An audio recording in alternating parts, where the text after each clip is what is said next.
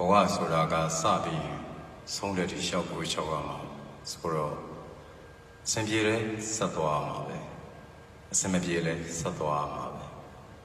ကိုညင်းနေလို့လဲဘာမှအကျိုးထူးလာတာမရှိဘူးငိုနေလို့လဲ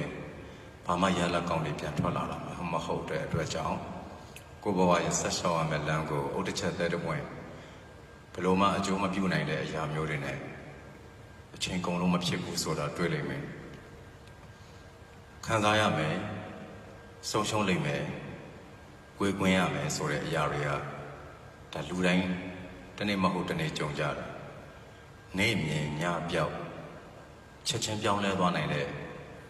နေရာမှာရဲ့အပေါ်မှာနေကြတာပြောင်းလဲမှုတွေတောင်မြန်တယ်ထင်မထားတဲ့အချိန်မှာထင်မထားတာတွေဖြစ်သွားနိုင်တယ်ဘယ်အရာကိုမှထာဝရလို့သတ်မှတ်ထားလို့ရတဲ့အရာတွေမဟုတ်မနက်ကစိတ်ချမ်းသာနေပေမဲ့ညနေမှာစိတ်ဆင်းရဲမယ်မနက်ကငိုနေပေမဲ့ညနေမှာပျော်ရင်ပျော်မယ်မနေ့ကချစ်တယ်ပြောပြီးတော့ဒီနေ့ကိုထားရင်ထားသွားမယ်မနက်ကတည်းကသစ္စာရှိပါတယ်ပြောပြီး